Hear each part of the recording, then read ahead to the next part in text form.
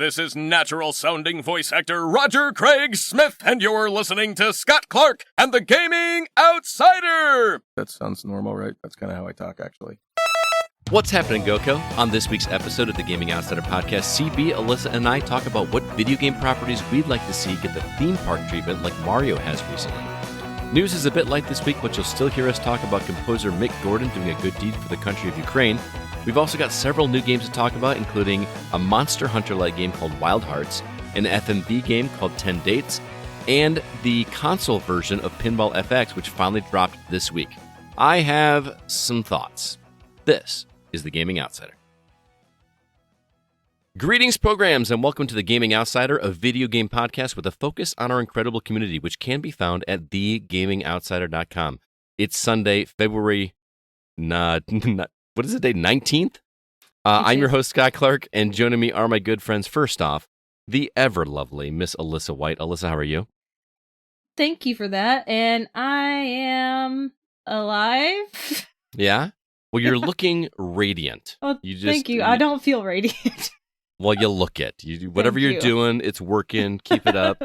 I'm so happy to be able to talk to you. I know we didn't have you on last week, but it's great to have you back. And also joining us, guy with a big grin on his face because he has a new trophy that he brought home last night, Mr. Chris Behrensmeyer. What's up, man? Yeah, you got smashed, didn't you? So we got to tell everybody, this has nothing to do with video games, but... It's still a game. It is a game. Once a year, we do a beer pong tournament at my house. We call it Tundra Pong because we play out in the garage in the cold. And it's 10 teams of 2 people. We draw for random names. We have divisions. We have seeding. We have a bracket for the playoffs. And we have a championship. And this is what you've been multiple years, CB. Oh, yeah. This is like my third or fourth year. But this is the first year that CB actually made it to the finals and won the entire thing, got to bring home the traveling trophy. So congrats, man. Yeah. I'm a little bitter I still didn't make it. But hey, man, it happens. And, I mean, just got to throw some props out to my boy, Jeff. Yes. 10 years, and he finally gets to bring the trophy back home. Yeah. Well, this is the third time that he's won. He is, and that man takes beer pong more seriously than anybody on the planet. So, he even got emotional, winning. Oh, yeah. Aww. Well, I mean, you have to remember, we started the tournament 0-2. Yep. And literally ran every game all the way. Yeah. So well done, man. It was a great time. And I'm shockingly tired. I know, it's beer pong, right? But, being on your feet, it was 5 hours. Yeah. It was an intense time. It's really fun playing what on the surface just seems like a silly game, but everybody getting into it, when somebody makes a clutch shot, the entire crowd just goes, oh, it's a blast. Yeah, try having it's been a while since I've had to perform in public and having everybody around the table as we're playing the finals. That was all eyes on you. All eyes on you. Also, I've got some really cool news to share with you guys. First off, a huge thank you to everybody from the community who actually did the email request that I asked you guys to help me out. I've been wanting to do a podcast with Mr. Jeff Kanata for years and years and years. If you're not familiar, he does a podcast called DLC, and he's kind of the inspiration for the Gaming Outsider. He's the reason that I started podcasting in general, and he actually asked me to come on DLC this past week. Literally just got done recording the podcast right before this one.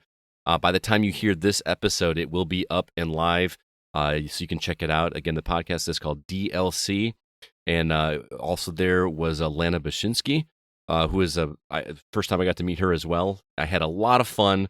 It was like a dream come true to be able to talk to the guy that inspired me to do podcasting, and he's a very positive guy. So be sure to check that out. Would appreciate it. But I want to talk about some games that we've been catching up on as well. Alyssa, you've been gone a couple weeks. What have you been playing? I haven't played much over the last week, but I did dabble in Escape Academy because I needed to get some points for the weekly rewards on Xbox. And I actually enjoyed it. I have completed 3 puzzles, and I actually just like doing the escape room. I've never done one in person. Can't compare it to the game. It was just really fun going around the rooms looking for clues and solving things. And I did have to get help from Sean on the third puzzle I did, which was the Thresher. Yep. I haven't played it, so CB knows what you're talking about. And that was on the 4th level. I was like, how do I solve this? He's like, this way. I'm like, oh. But yeah, I mean, it was fun. And definitely, like, you could play it with 2 or more people and have people, help you out if you get stuck. But now I kind of want to try an actual escape room because I'm like, this was fun. I've been wanting to do one for a while. I was actually kind of just curious to see how your thoughts on Escape Academy, because at first, like, I really liked it, and then I got super bored with it. Really? Okay. That doesn't bode well for me since I've only done the first 3. That was right around the time that I got bored with it. Okay. Because, like, you could literally just circle the room and just keep tapping A. And I'm like, okay, this is like make me think for it. But I know Scott would hate it. So it's just got a time. It's got a clock, right? Yep, timers. Oh, yeah, it does. But I love real escape rooms. You know what I mean? Like actually going into a place like that and doing it collaborating with friends is a blast. Never got to do one. No? So, I nope, haven't either. never. We should make that happen. We should just go to Chicago. Like get you, me, Kevin. I mean, our D&D group. Yeah. Nate, Jay, we should all just like go do one. That would be so much fun. Just make sure to put a lever in the wall that resets every minute. Oh, man. Oh, that's a reference nobody's going to get. I know, Kevin, but it's there for Kevin. Kevin, yeah, it's a D&D thing. But there was one I did in Nashville. I can't remember if I told you. I did a escape room in Nashville, and there was a moment, and I'm not going to... we're not going to go to the one in Nashville, so this isn't really a spoiler. But we were doing this escape room, and we literally entered a code at some point to, progress whatever. And all of a sudden, one of the walls was a false wall and just kind of fell backwards, and there was a whole second room. It was this like, woo! Like it felt like a video game moment of like, this is amazing, this is incredible.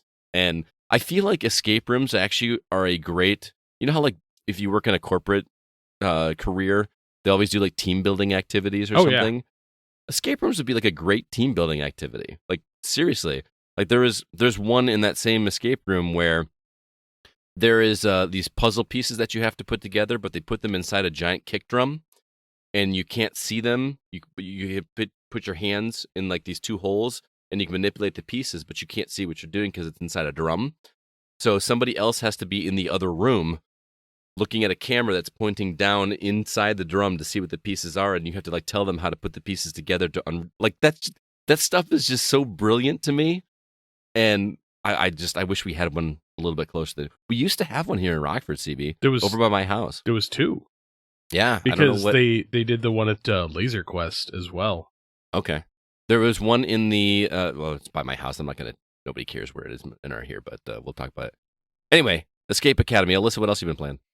I am still chugging away at Dead Space Remake. I'm on chapter 11, and I'm trying to finish up the side quests before I progress any further. You're almost done. There's only 12. Yeah, I know. I've been counting the secret thing.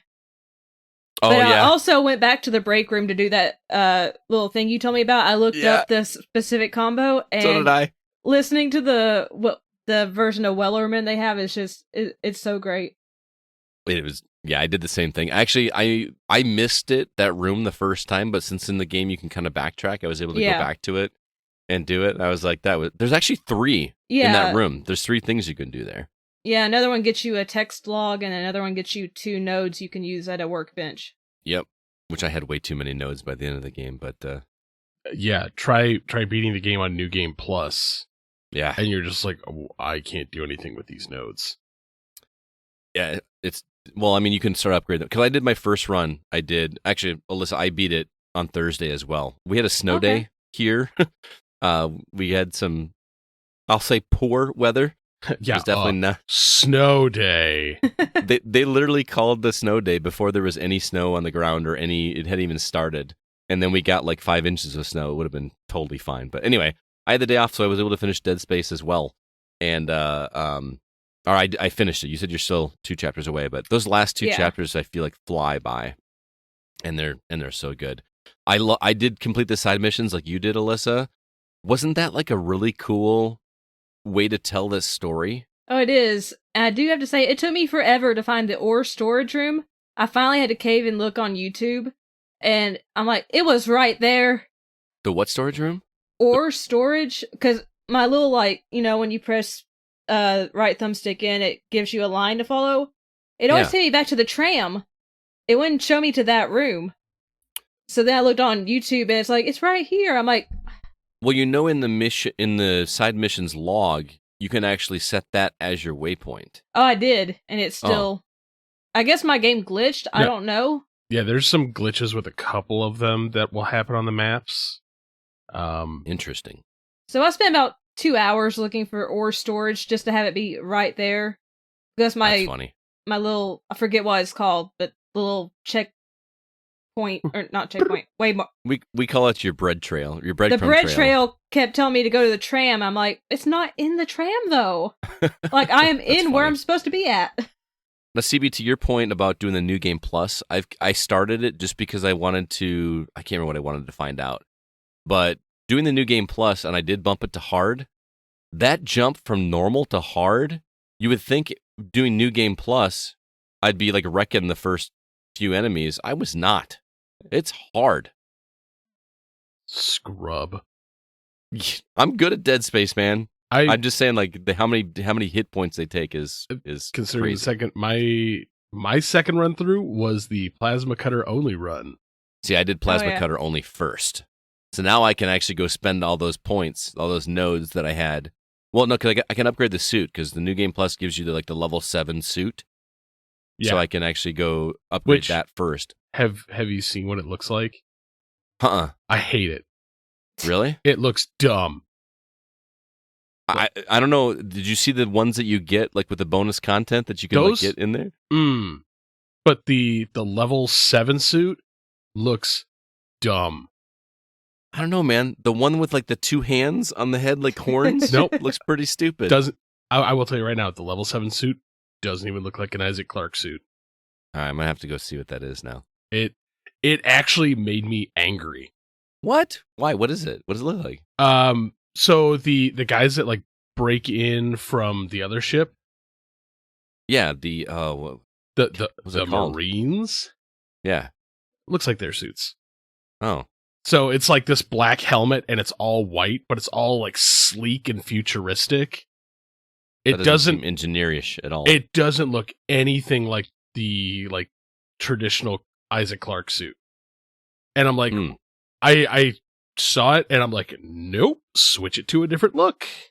Have either of you heard how well this game is doing in terms of sales? Because I really want them to remake 2. From what I've heard, pretty well. Okay. So, I mean, I haven't seen actual numbers yet, but I know that it's being played a lot. All right. I hope, because 2 was so good. I would It love it to get was. that HD treatment. Give me a new, revamp 2. Revamp half of 3. Give me a better Yeah. ending. And then me give us 4. Yes. All right, CB, let's move on to what you've been catching up on. And I got to tell everybody, I know this is a little like inside baseball, but he's literally written down on the format the game that he's been catching up on is Harry Potter. Yeah. That's my horrible English accent, but he literally spelled out Harry Potter. That's like a anyway. How's Hogwarts Legacy going? Dude, it's so good. Sorry, are you up to like 60, 70 hours now, or Yeah. yeah? I will tell you right now, this game is already making the list. Really? Ooh. Yeah. It's February, man. I know. It's not going to be number 1, but it's going to be up there. I'm gonna have to play it at some Dude, point. it's I don't know when so good. I literally cannot stop thinking about this game. Brian Regals from our community has been trying to sell me on it. I'm like, dude, I have it. I just need the time to play it. And he's comparing it to Elden Ring. Not in like the difficulty and but he's like in terms of the puzzle solving and the exploration and the sense of discovery. He's not wrong. Yeah. There's just so much to do, and I've just gotten to the point that I'm like, pick an area of the map, just start clearing it out and keep going and keep going. And then I was actually looking at my map and I found this whole new area, which I haven't even been able to unlock yet because I haven't progressed far enough in the story. And I'm literally amazed at just how gigantic this game is. And I will admit, I've never been the biggest Harry Potter fan. Really? No. I haven't either, to be honest. It's cute. I understand like why people love it. But I love this game over the fact that it's not connected to those characters at all. Yeah, you don't have to. It takes place well before any of them. Don't you meet like the Weasley brothers, like you meet descendants or ancestors? Yes, you meet. Yeah, you meet two of them. Mm-hmm. And but again, they're not so tied to them, mm-hmm. and so just not having to be like, oh, great, I have to hear about Voldemort, blah, blah, blah, blah, blah. Like, the fact that none of that has to do with this. I'm like, I'm enjoying the hell out of this. I'm hearing much more positivity about Hogwarts Legacy than I am the prequel movies, like the Fantastic Beasts and Where to Find Them. Yeah. Which is crazy to me that a video game developer captured the magic of Harry Potter better than the filmmakers did. Allegedly. I haven't played it. I can't speak to it. I will tell you that you're not wrong. Like they've captured like this is one of those moments in gaming where like they've really captured lightning in a bottle. Mm-hmm. Because as big as the film franchise was and all like the fact that everybody's like, oh, it's dead because of J.K. Rowling and her crap. And then like the fact that these people literally like found a way to recapture that magic to the point that I'm like, I want more. You think you might revisit the films or the books then? But again, I don't care about those at all because I don't like those characters. Oh, okay. I didn't realize. I thought it was just like a overall Hogwarts thing. No, like to me, I don't like the characters because to me that it's a strange book franchise because that first book was written for kids. Mm-hmm. And then granted, yes, it is a book series that progressed with its audience. It gets dark, man. Oh, I know it gets dark, but I mean, when you look at the first book and it's like, what, 180 pages, it's light reading. And then you look at it's over 300. The first one? Yeah. I don't remember being that big because I own the books. Yeah, I own the first one. But then when you look at like the final book, and I'm like, it's a brick. It's a doorstop for sure. So for me, I'm like, yes, I understand that these books grew with these kids, but for me, like because I wasn't that right age range for the first book, like getting into it, I'm like, I'm bored. Did you read the books or I read them all? See, I actually got a better appreciation for the series after reading the books. I thought they fleshed out a lot more, but I don't know. It was a fun read. It was kind of breezy to start with, and then it got darker, but it was still really good. So yeah, I am gonna play this. I got spring break coming up in the middle of March or at the end of March, so maybe I'll dedicate that to Harry Potter. You're infringing on Starfield time. Will Starfield be out by then? I don't know exactly, but I know it's coming soon. Oh, I didn't realize that. All right, so CB needs to finish Ragnarok before Starfield comes out. Otherwise, that spoiler cast is going to be dead in the water. Yeah, I know. But I will say this right now. Hogwarts Legacy has enthralled me more than Ragnarok. Wow. So wow. Yeah, that's what I'm saying. Like, I love this game, dude. It's really good. It's cool to hear, man. That's awesome. I can't wait to try it. Just haven't even installed it. Haven't had time. It's so many games. For me, I played some more of Metroid Prime Remastered. I can't remember. Have either of you ever played the original Metroid Prime? I have not. I've never played a Metroid game. Oh, I haven't my either, CB, so don't feel God. bad. We're both Oh. newbies. Oh. So here's a cool thing. I'm still just baffled you've never played a Metroid game. It's been so long since I've played the original Metroid Prime that it feels like a new experience for me. You know what I'm talking about? Like where you've just been away from a game for so long. I recognize, some of the art and I recognize some of the locales, but like the bosses are vaguely familiar, and I feel like I am playing it for the first time again. You know how we always talk about, I wish I could play that game with fresh eyes, like I've never played it before? I'm pretty close with this, and it is great. The bosses, well, here's the thing. It's like a shooter. Yeah. Right? But this is the first Metroid game to be in first person, which was kind of scary, and the GameCube controller was so limiting. Because like you literally had to aim with the left stick, CB. Like imagine playing a shooter where you were strafing with your right hand and then aiming where you're looking with your left hand. You're strafing with the C stick? Yes. So the little yellow nebby stick. Mm-hmm. You're strafing with that and then aiming with the main joystick. So now that the remastered version allows the dual sticks, the game almost feels too easy in terms of the combat.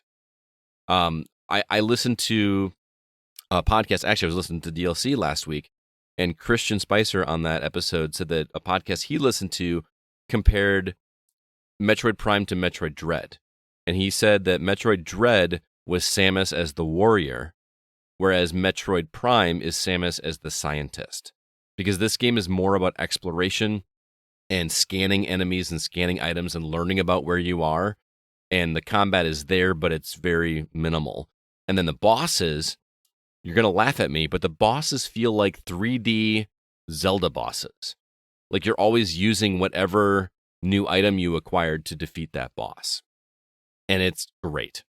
Like this is the game, like if I didn't have anything else that I quote unquote had to play, I want to be playing Metroid Prime right now because it's really good. That's understandable. Yeah. And Zach and I are actually planning on doing a not a spoiler cast, but a break the seal, because Zach has actually never played or finished Metroid Prime, and we did a Metroid series before with the first 3 games. Okay. And so we're gonna do that. So if you want to hop on that after you finish Ragnarok, hop on and do the Metroid Prime one with us because we need to get some Patreon content out there. I know. Oh, okay. Before we say it, how connected is the Metroid universe? Like, would I have to play Metroid, Super Metroid? You don't have to. Metroid Prime is a game that it feels very fan servicey, like in the way that a lot of the enemies that you fight are enemies that you fought in there. Like even just like little one-off enemies, like these like bat-like creatures called screes are in there.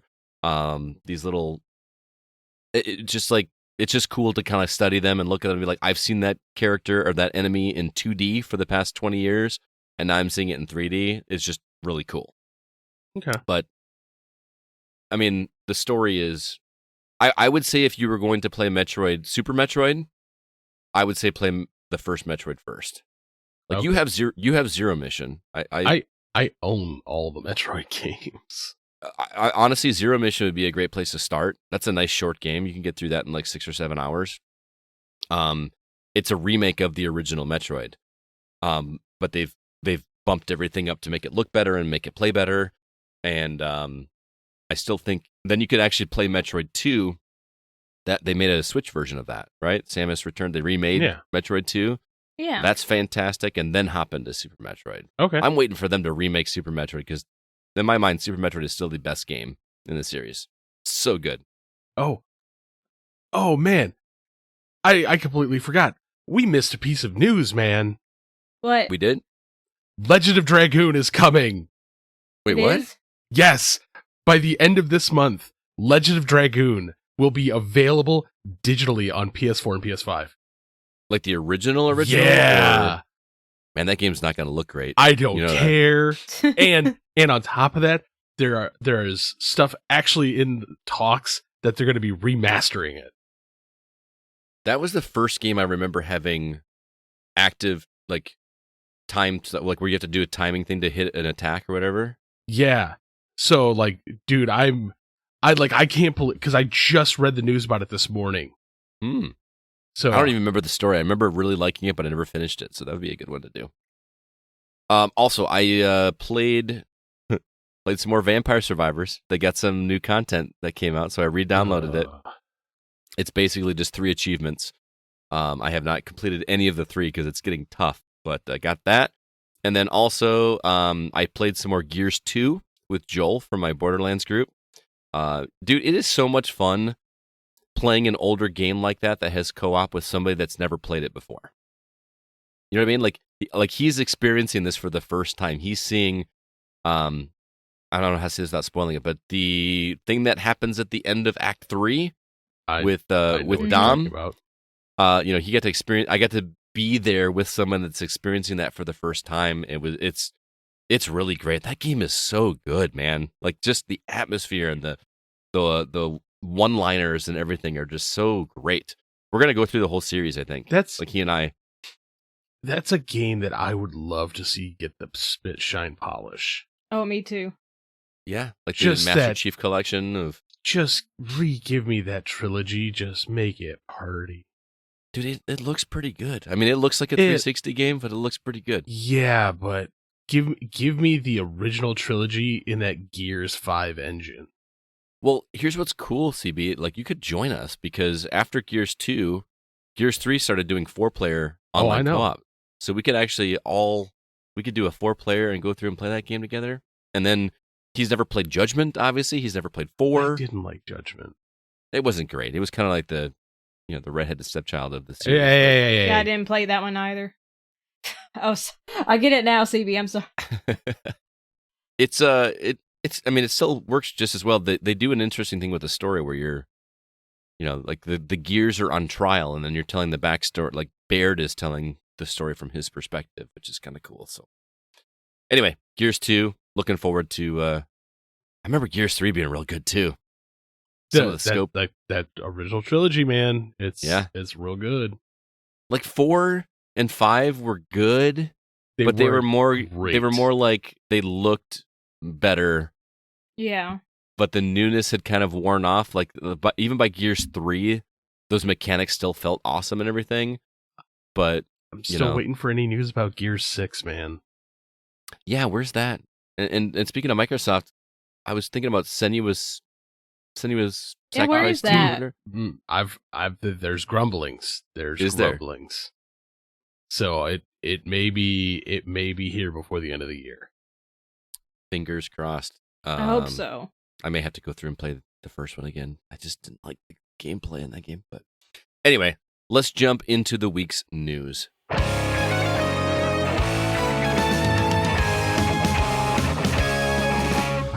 Things are a little light this week, but we got a couple trailers to talk about. First off, there's a new trailer for Atomic Heart called The Atomic Way.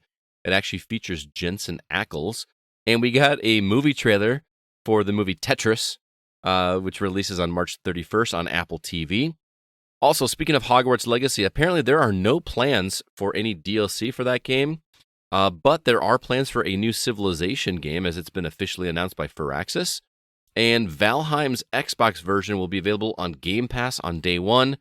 And lastly, speaking of Atomic Hearts, the composer for that game donated his fee for his work to the Ukrainian Red Cross. Alyssa, lots of cool stories here, even though it's a little light, but what would you like to talk about?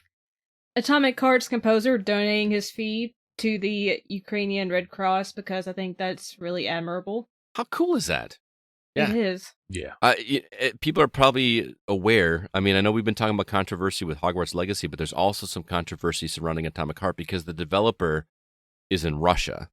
Yes. Well, they were founded in Moscow, but now they're in Cyprus, which is in Italy, right, CB? It's near Italy. It's near Italy. They're kind of their own thing. Right. So, like, if you remember a couple of weeks ago, or maybe it was last week, Zach was mentioning, like, people are upset about Hogwarts, but not as upset with Atomic Hearts, even though you could technically be funding a war. You know what I mean? But they're now in Cyprus, so the question is, if you do buy Atomic Hearts, are you supporting that? I don't know. I'd have to do a little more research into it to see if any of that development team owes money to the Russian government for getting funded to start. But man, Mick Gordon, what a dude. Yeah. So Mick Gordon, who is known for Doom Eternal, Wolfenstein, great composer. He was commissioned by Mundfish Studios, who developed Atomic Heart back in like 2020, like 2 years before the invasion. And he's basically said anything that he's making out of that game is getting donated to the Red Cross, which, Alyssa, like you said, how cool is that? I kind of love positive stories like that. And not turning political, not whatever, but I just think that's just a really classy move on his end. Yeah. It is. You guys playing a game? Maybe. It's going to be on Game Pass, so. I'm going to try it. free games are free. So I can't say I won't. Yeah. Which I mean ties into like, do you see that Microsoft like released their whole thing about how they're just losing money off Game Pass? Oh, I saw that, yeah. Well, the terminology wasn't losing money. They basically said that it's cannibalizing sales. Yes. They've been claiming that even though these games are available on Game Pass, they're actually seeing an increase in sales numbers, for the games, which apparently has been false this whole time. Like, what a weird thing to lie about. Like, people are going to know, right? Oh, yeah. Well, I mean, they may be seeing an increase in sales on games that like the games that rotate. Mm-hmm. Because not all games stay on Game Pass forever. So those games that rotate out, and if you buy them before they leave, you get that discount. Right. So they may be seeing an increase in sales on that. So that, I mean, technically they're not lying. Yeah, but I don't know. Those games probably wouldn't have really sold before. Maybe, but I'm talking about first-party titles. First-party titles. I love you, Microsoft, but you have to release first-party titles first. Great point. Great point.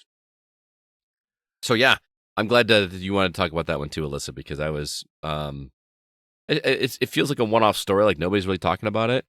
Yeah. Unfortunately, everything is talking about negativity with that whole story, and I just kind of like that little bit of positivity. Yeah, I hadn't heard about that before today. Oh, really. Yeah? Yeah. Very cool. CB? Well, for me, like that the team that developed Atomic Heart, to me, I put them in the same category as the team that developed Hogwarts Legacy. Yes, there was controversy surrounding the game, but the people who made the game didn't cause the controversy. Mm-hmm. So I'm not going to crap on them and not buy their game. Or not download it for free. Yeah. But I'm not going to support, like, I'm not going to, like, go out of my way to not support a team. Right. Just because some people did some crappy things behind that. I mean, if we did that, then we would never enjoy anything. No, I mean, you would true. basically everything from EA, Activision, and EA, Activision, Blizzard, Ubisoft, yeah. Like none of those games would ever get played. I mean, nobody's squeaky clean. There's always stuff that we don't even know about going on. Like, I don't know. Yeah, but some have a little more red on their hands than others. That's fair. All right, CB, what story do you want to talk about? Well, apparently there are currently no plans for DLC for Hogwarts Legacy. No plans right now. I can't. I mean, as big as this game is, I can't imagine there won't be in the future, right? Yeah, there's no way there's not going to be DLC for this. Mm-hmm. First off, their team has openly said they are so, like, they've been supporting the game since launch. They've already patched the game. Granted, yes, there is that exclusive mission on PlayStation. However, I'm willing to bet they have a laundry list of things they're going to be adding in to this game. I would assume so, but I mean, they've literally said there's no plans right now. Like, that makes it sound like they haven't started it outside of anything, maybe like, I just highly thoughts. doubt that's true. It would be so easy to just like do some kind of nostalgic tie-in that like something that happens in that universe that you know is going to affect something in the stories that we already know. Well, first off, I for one know like the biggest thing that everybody's clamoring for is Quidditch. Oh, because there's currently no Quidditch in the game. Dude, do people really want to play Quidditch? Like, I mean, look, I like Harry Potter. Quidditch is dumb. I'm sorry. Like, if you like, do you understand? Like, who understands how that game works? Like, the whole game is worthless except for the snitch, right? All I know is they fly around on their broomsticks trying to get the snitch. That's Well, all I know. I watched the movies and I read, and bludgers, but they don't do anything. Like, you get a goal, like in one of those 3 hoops, it's like 10 points, right? But if you get the snitch, it's 150 points. There are different balls. Some are worth 10, some are worth like 20 or 50. I can't remember what the medium-sized one is. The first 2 mean nothing. All that matters is getting that golden snitch. And but I think that as a game is going to be, unless they change the rules and make it something different, which, who knows, maybe they have because they can get away with that. Because this is like hundreds of years before the current books, right? So maybe there's like an old version of Quidditch that makes more sense. Yeah, but I mean, if you had somebody who's really good and just blows somebody out, just be like, just raining buckets. I mean, you could theoretically outscore that 150 golden snitch. Be a long game. You can ride a broom in the game, right? Isn't it yeah. Mm-hmm. But yes, it does. And the Quidditch field is there. Like, they talk about it, like, there's actually a story why there's no Quidditch. Oh, really? Yeah. Like, there's a reason why there's no Quidditch being played. So I feel like they just cut it because of time constraint. Gotcha. And they're like, hey, look, we can make this little story, but I'm willing to bet it's going to be coming at some point in time. Dude, I could see them totally not even putting this as extra content. They could just make a standalone $20 game that is just Quidditch. Yeah, with how successful Hogwarts Legacy sounds like it's been, and they just make a Quidditch game, like it's a multiplayer little sports game, that would sell like crazy. Well, what I would love to see for a DLC is go to one of the other schools. Yeah. That's something that like was kind of new to me. Like, you don't think about there being other schools because all we've ever seen is Hogwarts, but clearly there has to be other schools around the world. Oh, yeah. And so I feel that there's going to be DLC for this at some point in time. If not DLC for the game, a sequel that actually takes place at one of the other schools, which I think would be awesome. I mean, you're talking about a whole new map and a whole new, like, that'd be a lot What of a work. perfect way to make a sequel. I agree. Yeah. Yeah. Well, I'm sorry there's nothing planned, CB, but like I'm kind of in the same boat as you. I feel like there's no way there's not going to be at some point in the future, but we'll see. Yeah. I wanted to talk about the movie trailer for Tetris, which did you guys watch this trailer? I did. I haven't seen the trailer, but I'm very versed in the story. See, I'm not. I had no idea this story is this way. And what's hilarious to me is that when this movie was announced, I want to say years ago, they're like, we're making a Tetris movie. I'm like, how in the hell are you going to make a Tetris movie? Like, how are we going to make a movie? I didn't realize it was going to be a biopic. I thought it was just going to be like an actual Tetris, whatever. And I'm like, that just sounds dumb. There's no way. Now that I see what it actually is and learning a little bit about how crazy that story was, if people aren't familiar, this American, what was his name? Hank. Oh my goodness. I can't remember the American guy's name. No, I can't either. It is, let's see, Hank Rogers is his name. They had to smuggle the game out of Russia, like evading the KGB, and like, I don't understand why. I want to know why. Was it like, oh, okay, so don't give away too much because I do want to watch the movie. A lot of it comes down to money and contract deals. But dude, you really like there's like a 20-minute video on YouTube, and I can't remember who made it, but they somebody talk about linked it in our Facebook group, I think. But so watch that. But then there's additional videos that go along with it, like the guy who originally made the game, Alexi, I can't remember his last name. Didn't make anything. That's insane. It's the best-selling video game of all time. Like he didn't even get recognition for it until like into the 2000s. Wow. And like this dude got crapped on for it, and just like the fact that it's just such a bizarre story about the game, and like the fact that it kind of got smuggled out, and then one company made it, and then clones started happening, right? And just the legal smorgasbord of Tetris is just mind-boggling. I'm really excited to see it. It comes out on Apple TV on March 3rd. We don't have that long to wait. That's really cool. It's really close. And Apple TV has been for me, so very excited. I didn't even realize it was Taron Egerton until like halfway through the trailer. I was like, that's a Kingsman guy. Yep. It took me a second, so I'm very excited to see that. So that is the week's news. Let's go ahead and move on. I want to remind everybody that if you'd like to support The Gaming Outsider, we've got a Patreon page where you can sign up for a $1, $3, $5, $10 subscription. And depending on what tier you choose, you can get some bonus content. At the $1 tier, you get the episode a day, maybe a day and a half early, depending on when we get it edited. At the $3 tier, you get 1 bonus episode per month. And at the $5 tier, you get 2 bonus episodes per month. And we've got, I've been doing those Last of Us HBO series spoiler cast with John Davenport and Eli over at from the Hollywood Outsider. That's been a lot of fun. I missed last week. I was out of town, actually, unfortunately, attending a funeral. But Troy came in and took over, so I still posted that episode even though I wasn't on it. I hope you guys enjoyed that. And then CB and I got some other things cooking, so we'll be sure to get some more content out there as soon as possible. But if you'd like to help support, it is patreon.com/thegocast. We really would appreciate your support. And like I said, we don't pay ourselves. None of this money goes to us. It goes to pay for the show.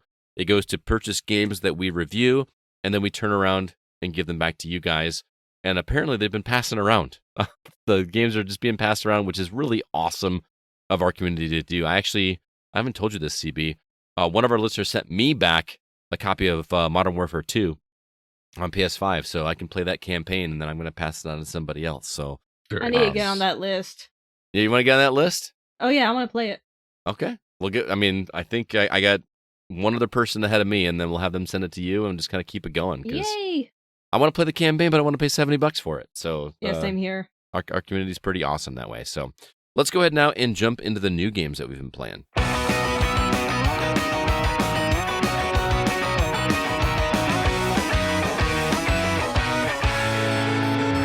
All right, we got some new titles upcoming here. And first off, we've got a game called Clive and Wrench coming to PS5, PS4, Switch, and PC on February 24th.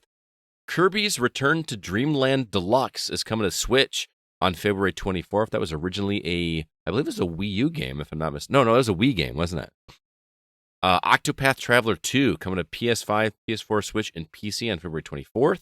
Really weird that's not coming to Xbox, considering the last one was on Xbox as well. But what are you going to do? Yeah. Destiny 2 Lightfall, the expansion there is coming to PS5, PS4, Series X and S, Xbox One, and PC on February 28th. Dungeons of Aether on PC, February 28th. And then Scars Above, PS5, PS4, Series X and S, Xbox One, PC, February 28th. And lastly, Leap is coming to PS5, PS4, and PC on March 1st. CB, anything on that list, trip your trigger? Oh, man, Scars Above. Yeah?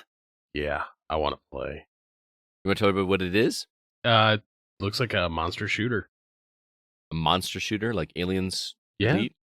Kind of. I'm like, I just saw the trailer, like, before we started recording, and I'm like, man, this looks pretty. Mm-hmm.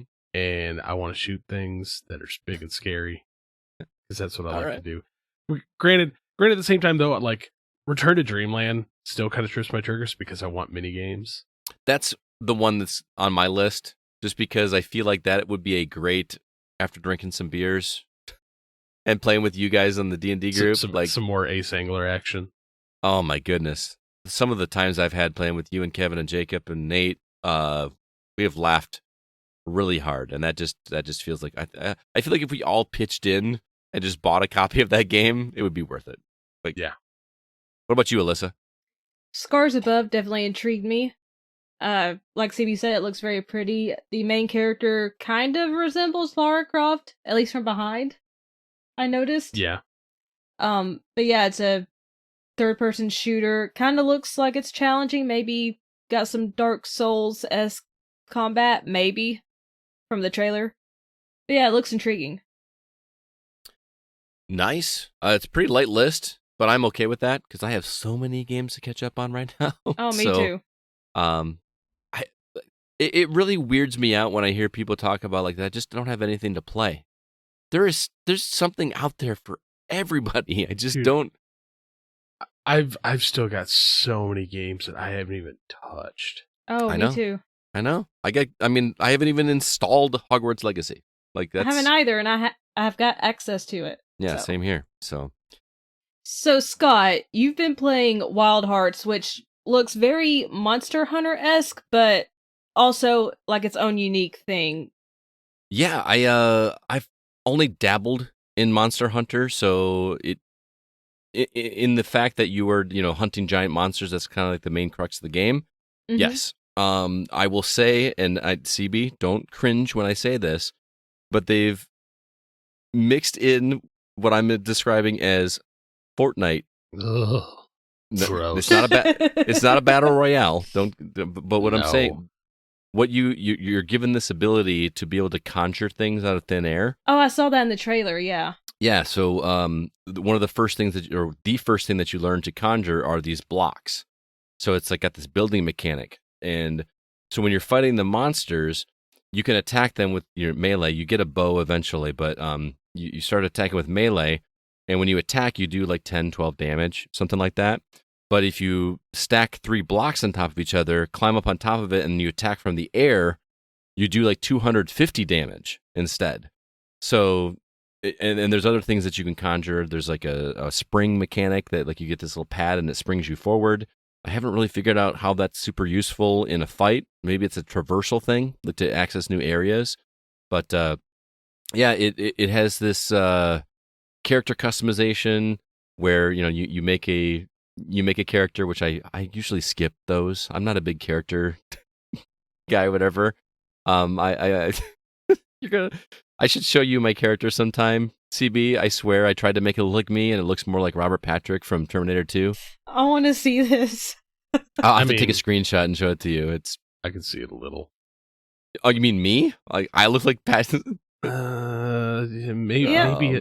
I'm like trying to like block out your face. But have you seen this boy?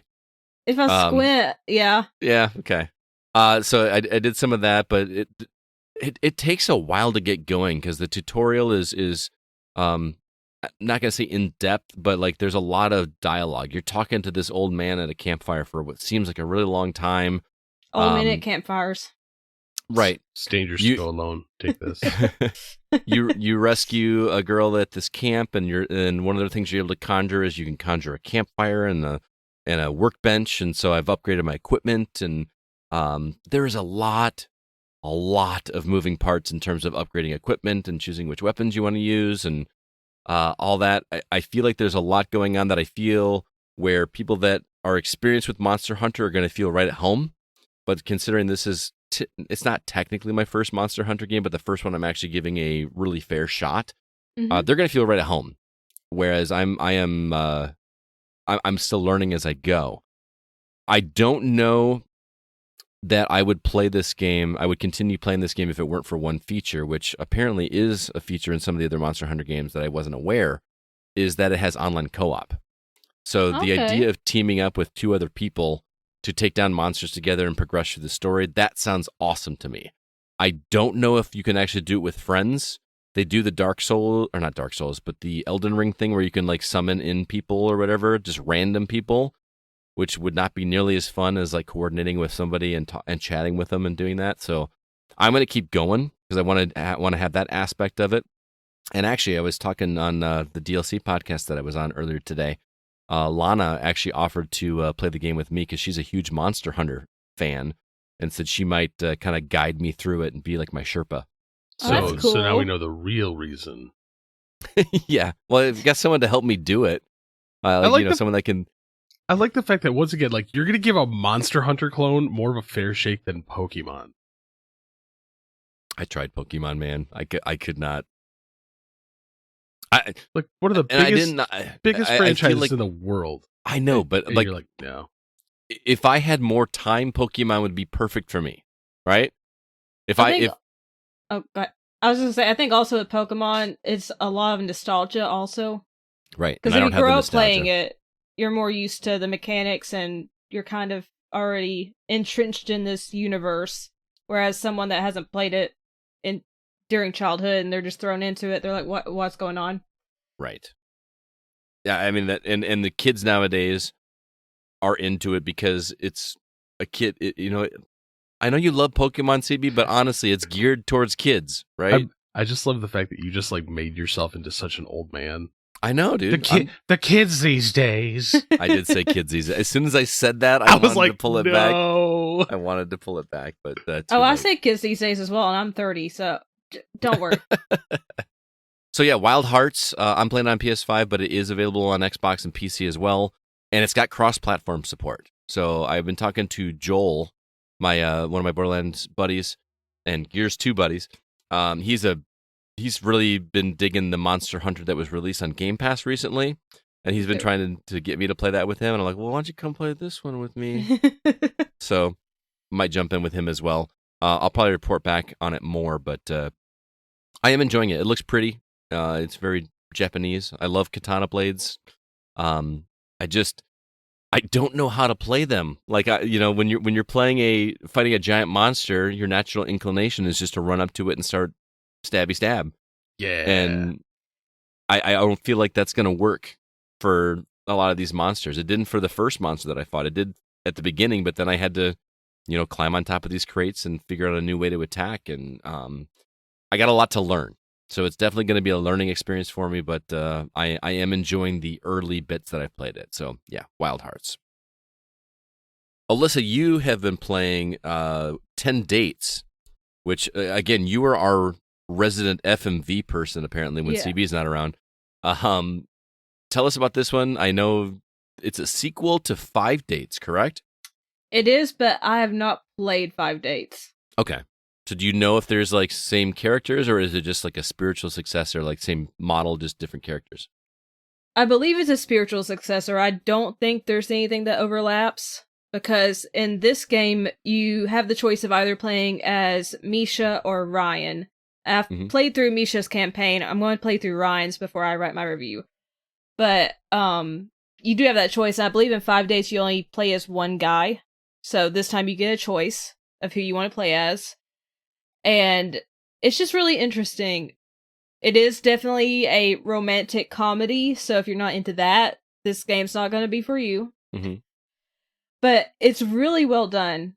All the actors are great. I really enjoyed seeing the 5 matches for Misha. They're all completely different people, like personality-wise. The game does list itself as having LGBTQ plus options, but during Misha's playthrough, I only had a date with one woman. Everyone else was, to my knowledge, a straight man. So I don't know where that comes into play, unless it's with the guys campaign. Mm-hmm. But I did like the choices I had on offer. Everyone felt like a genuine person, which obviously you want them to. It's an FMV game. They're actors. It was a lot of fun to play as Misha. It only took about an hour to complete her campaign. Oh, wow. And I did snag the person that I wanted to. I didn't fail.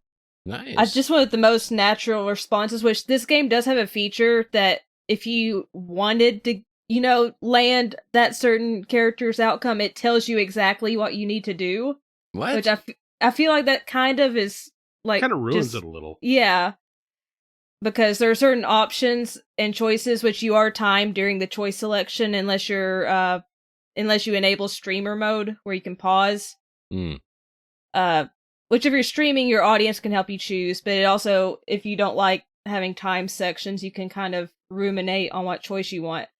But it does allow you to push the options button, and it'll tell you exactly which choices you need to make to be successful with that date. So I do feel like that kind of ruins the immersion if you choose to do that.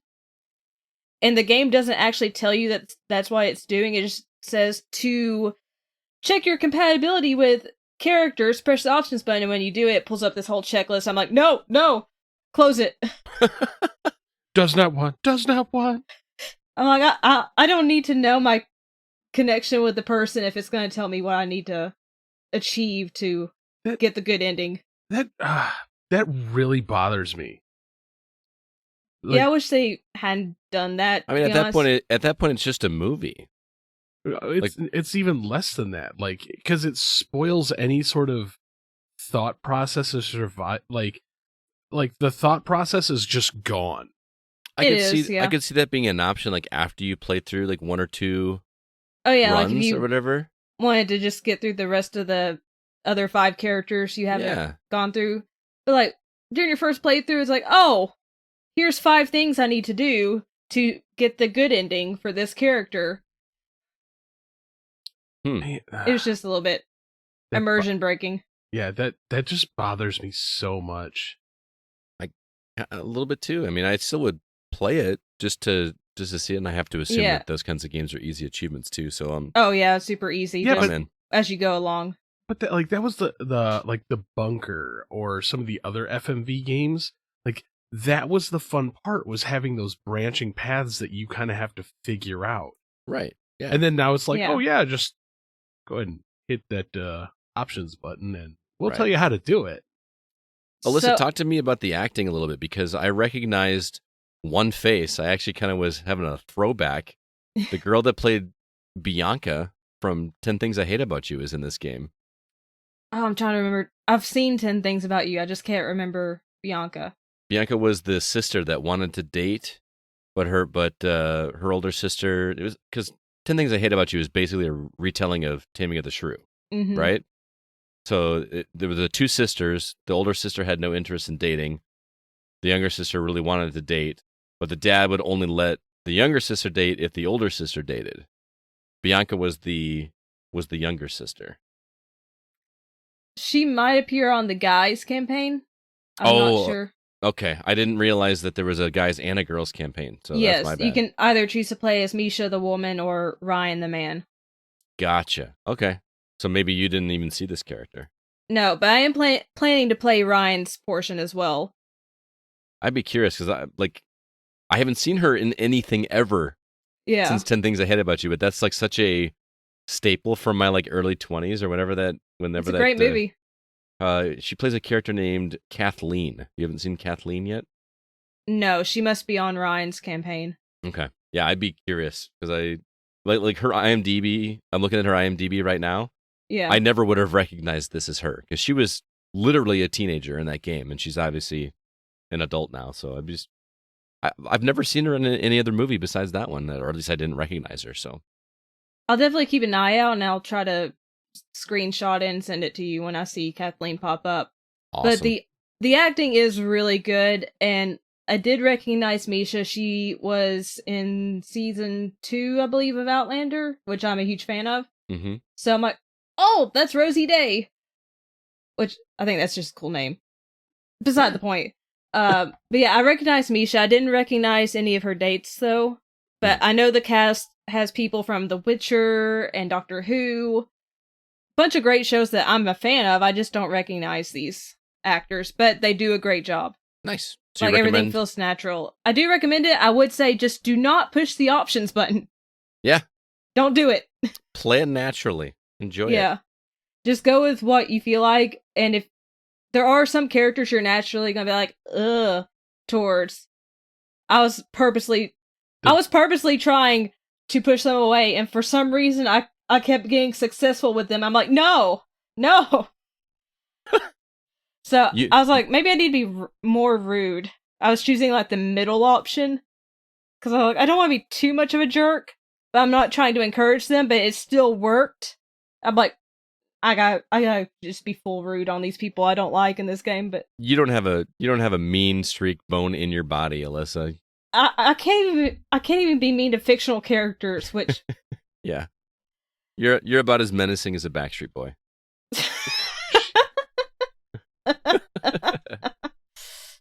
All right, so 10 dates. You're playing that on Xbox, but it's available all over everywhere. the place, right? Yeah. All right, well, Scott, I suppose it's that time of year again. It's that time of year. Well, it always seems to be at least once a year. So tell me, Pinball FX, what have they Yes, done? sir. What have they changed? And why am I still probably not going to play it? This is one of the toughest conversations for me to have because you guys know how much I love Pinball FX, right? Yeah, I do. Oh, I know. The tables are great. The license themes that they've got here are fantastic. They're so much fun to play. But this is a new client for Pinball. So the last one was Pinball FX3, which if you remember me talking in the past, I owned every table.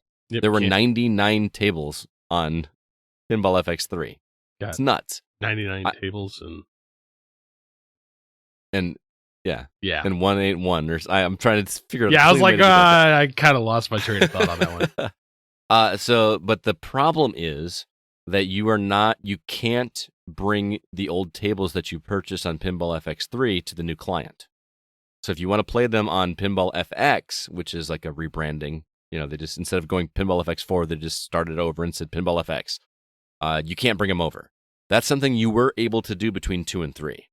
But because I assume the licensing costs for these tables is so high, we're talking about Star Wars, Marvel, Nickelodeon, not to mention Bethesda, Gearbox, all these properties, licensing isn't a thing that you purchase, it's a thing that you rent, right? Yeah. So in order to keep these tables alive, they got to get some kind of new revenue stream. So me as being a Pinball FX whale, being the one that buys every table that comes out there, I don't have a lot of interest in repurchasing all those tables. I've put between $300 and $400 into Pinball FX3 or between Pinball FX2 and Pinball FX3.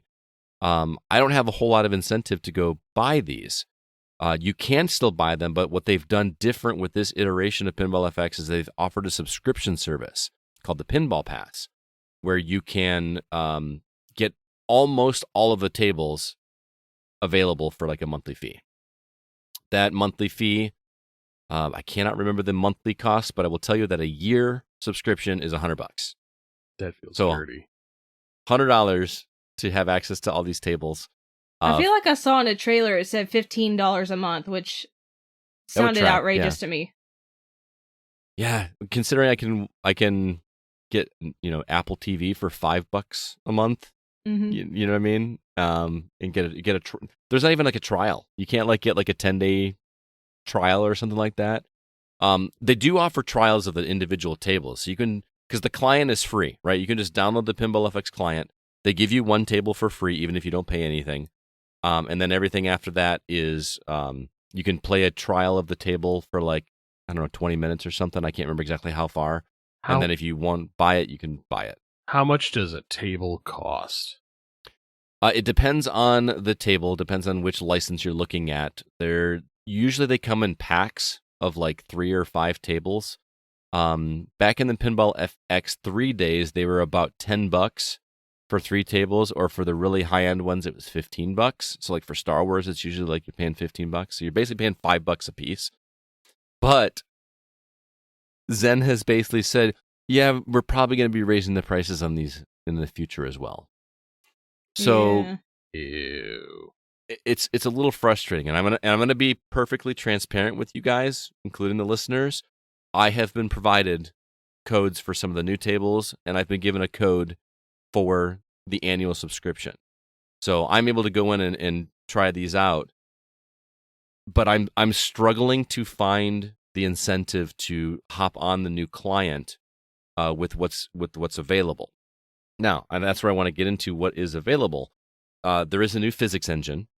I don't know if I like the new physics engine yet because I've been playing 3 for so long that I feel like I know those tables backwards and forwards. So any kind of change you do to the physics is going to feel off to someone that's played as long as I have. So the physics could be more realistic for all I know. But, that muscle memory kind of thing is making the new versions feel off. Like trying to capture a ball just doesn't feel the same. So it could be better, but it doesn't feel better yet. If that makes sense. No, I completely get what you're saying. Right. And then the other new things that they've offered, they have all kinds of tournaments. They almost do like daily challenges, which are kind of cool, where you can play twice a day. You can play a certain table and do a one ball only mode, and you basically have 2 chances per day to do that, and then you have daily scores against the community or against the online people. Or one where you have 3 minutes on a table and try to rack up as many points as you can for 3 minutes. You don't have unlimited tries. It's just like those. It's almost like doing your dailies on a mobile game. So it's a way to kind of expand that pinball universe and giving you extra options to try to beat scores or try to beat other scores. It's cool. It's not why I want to play Pinball FX. The reason I want to play is I want to have leaderboards not with the entire world, but with my close friends. And unfortunately, because people that have already been playing the series for so long have already invested so much money, they're not very interested in investing again. So I don't have anybody to compete against except for the world. And I'm not gonna stand, you know what I mean? Yeah. To be perfectly honest, mate, I'm not trying to crap on Zen Studios with this, but you're not selling me. Granted, granted, hang on. Granted, I'm not as big a fan of pinball as you are. Mm-hmm. So, but with your new client and everything coming out, wouldn't you want something that's going to draw people in? I agree, but I feel like if they haven't drawn those people in already with 3, they're not going to. You know what I mean? There's nothing added here that's going to attract a new member. Anything that's new here is going to be for diehard pinball aficionados, and that's kind of my when it comes to recommending this game, it's difficult for me to recommend it to somebody that has already deep enfranchised into this, that has already committed and put a lot of money into it. But that's what I'm saying is, like, if you want to grow as a company, aren't you going to do something, especially with a new client, do something to like entice new players in? And I think that their hope is to entice them with the snappier UI. There's a snappier UI, but again, that's not gonna get a new. They do offer. You have your own little pinball room that you get to. It's like your own little arcade that you get to decorate with. Like while you play tables, you unlock collectibles and you can put them on the shelf. 2 and 3 as well. No, because I remember one of the old Pinball FX games where you could, like, there was all the different games around the room. No, that was just the Pinball FX VR one. No, like you could. I remember one on the 360 that I could do the same thing with. It was just like the Xbox Arcade. If it was there, I didn't use it. So what does that tell you? Okay. Well, but like I said, like with a brand new client, the fact that you can't a la carte these tables, especially in today's day and age. No, you can. You can buy them. But you said they like come in packs of 3. Most of them. There are ones where you can buy individual ones. Like Okay, the Indiana Jones table is standalone. Okay. But it's also $15. But also, like, the fact that you get one table. Like, that is the base Pinball FX free? Yes. Okay. So getting one, okay, it doesn't feel as... You could go download it right now. Okay. You could go download it right now. But I feel that, like, with the base, you should give me, like, 2 or 3. Entice me to want to buy more. They did that before. I think there were 2 or 3 tables that you could play on Pinball FX 3. And the one that they've given you now is, like, Wild West. I can't remember the name of it, but it's not my favorite table. Okay. You know what I mean? Second question, because I have 3 pinball tables that if I see them in an arcade, I Mhm. will play them immediately. Yep. Star Trek Next Gen. So That's the not on there. All right. Haunted House Nope. and Terminator 2. Nope. Oh, CB's out. See, you're losing me here, man. You're losing me. Because Well, I loved Haunted House because it had that dual layer yep. table. And I'm like, The one that they added, and actually one of the ones, one of the brand new ones that's only available on Pinball FX, by the way. You can't go to Pinball FX 3 and get the new tables. Let that sink in for a minute. So, like, not only can I not import my old tables to the new client, I can't play the new tables on the old client. So if I don't want to spend all the money to get all the tables to the new client, I have to go back and forth between 3 and Pinball FX to play all the tables if I want to. I feel that if you paid for the subscription pass, Mhm. you should be able to move your tables forward. Well, you are basically, because the pinball pass lets you have any table. All the tables that were in Pinball FX 3 are now in Pinball FX. Okay. So all the old Okay, tables are gotcha. there, but you have to pay the subscription to do it. Yeah, but man, $15 a month. Or $100 a year. That's Amazon Prime level. Yeah. It is. But again, think of the licenses that they've got. I understand that. I mean, there's Universal in there too. There, you know what I mean? There's and speaking of the old tables, one of the new tables that they've got is one of my favorite physical pinball tables. I know you like Star Trek and you like your Terminator 2. Addams Family is one of the Okay. best. Cool. That's a pretty nice physical table. It is. It's and what's cool, I don't know if you've played these, but they have the physical table, but then they also have like animated characters That walking around the out, table. I don't and like stuff. that. You can turn it off. Okay, You can yeah. turn it off, but it's I'm it's really still cool. amazed that you haven't just taken the plunge and bought one of the digital tables. I would love to, but those are so expensive, and I'm also married. Yeah, I like to stay that way. but you could just move that that big stupid piece of exercise equipment you have. The treadmill, yeah, Yeah, and move the treadmill. Just put it right there. It'll be fine. the thing my wife uses at least every other day, if not more. Yeah, Just put it somewhere else. Just so you get an upper arm workout with the pinball machine. Yeah, There see? you go. You know what? mount the digital table on the treadmill so then you can walk and play. Hey, now you're speaking my language. That's a good idea. See? Instead of See? instead of watching Netflix, I just sit there and play pinball Yeah. while See? I'm running. I'm telling you, man, I got this $1 million idea right there. Just do it. Also, there is new tables from Gearbox. So there is a Borderlands table, which is interesting. Except I know some people will be turned off by hearing Claptrap's voice. I can feel Zach cringing. Yeah. Brothers in Arms, which is a series I've never played before.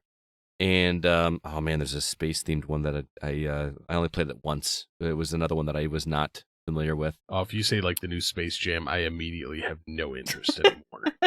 That's not a Gearbox property. Well, I know, These were- but you were like, "Oh, space," and I'm like, I swear to God, if you say Space Jam with LeBron, No. I'm gonna be like, No, nope, no. I still don't want haven't- anything to do I with still it. haven't seen that. I haven't haven't either. either, and I don't want to.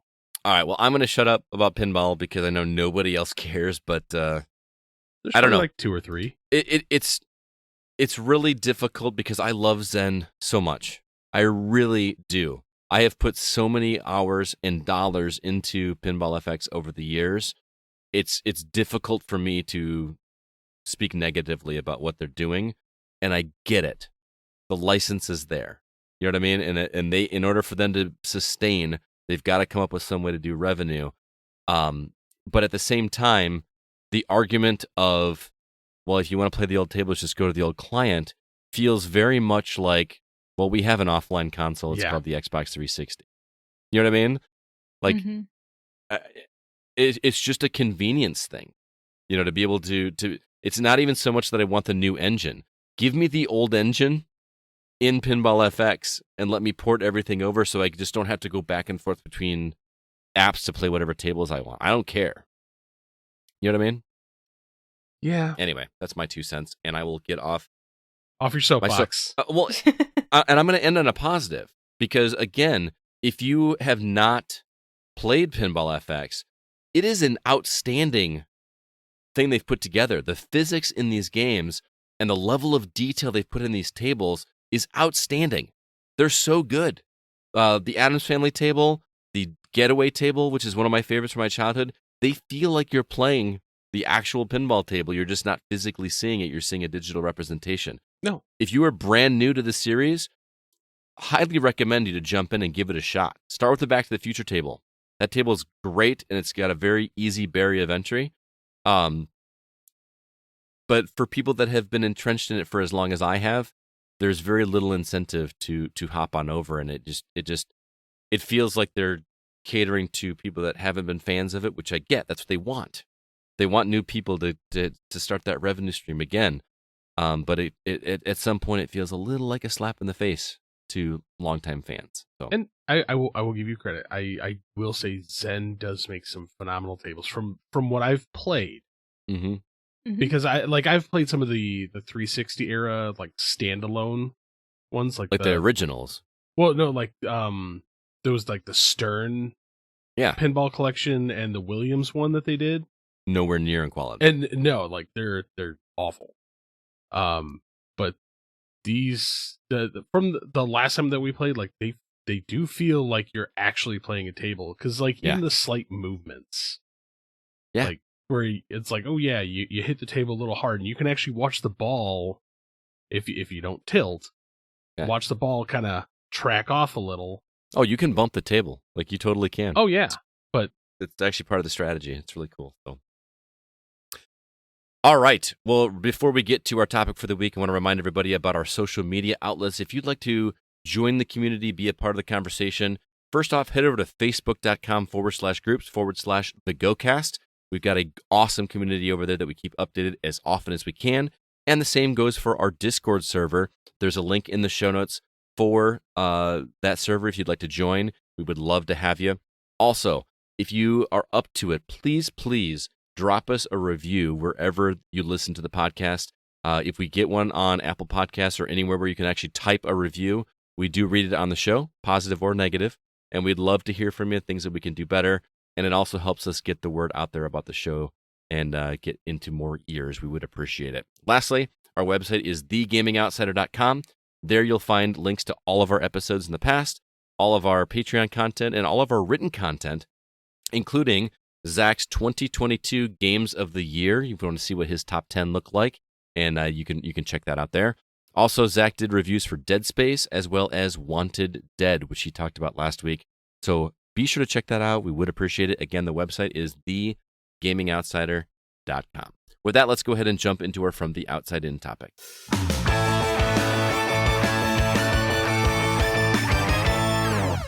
This week's topic was CB's idea.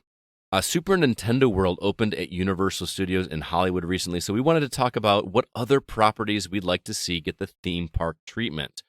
Before we get to our list, though, I wonder if both of you think that this could be the future of theme parks. I mean, movies have taken over, the center stage for theme parks rides at Universal, Disney, and other theme parks. Do you think that we could get to a place where, like, an entire park could be dedicated to our favorite hobby? I mean, there already is one. Where? In Japan. Yeah. Oh, is it Nintendo World? That's all it is? It's not like Universal? It's just his own thing. Okay. I didn't know that. Yeah. I mean, but here, you think we could actually get like an American video game theme park? Maybe. Maybe. I would love to see it, but obviously we would. But I have a feeling. See, this is the problem that we have. Like, consumers just get bored. Like, have you ever been to Universal before? Oh yeah. When was the last time you went? I went about, I want to say 4 or 5 years ago. Okay, because I went about the same time, and it was a ghost town. Really? Yeah. I was packed when I was there. What time of year did you go? Thanksgiving. Well, yeah. It's funny you think that, but that's actually their busiest time of the year. No way. Yes. Who goes to a theme park on Thanksgiving? big families. Believe it or not, if you actually look it up, at like one of the busiest times of the year for theme parks like Universal and Disney is Thanksgiving and Christmas time, because they do all their like specialty events. Oh yeah. And you have like the families that will like print out the shirts and everything Like the and go matching in like shirts. waves, and I'm like, geez, how big is your family, man? Like, I can't even imagine how much money you spent to be here, because I did. It's not cheap, Yeah.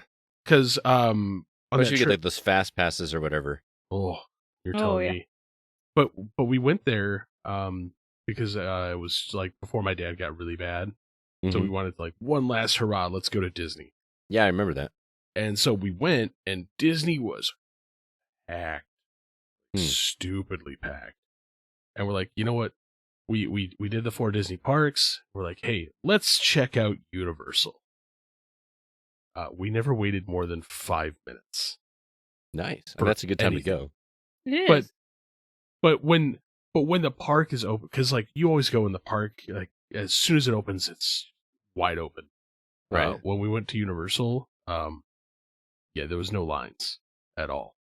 We were there for 8 hours, and there was no lines. Like at one point in time, That sounds during the day, amazing. It was does. great.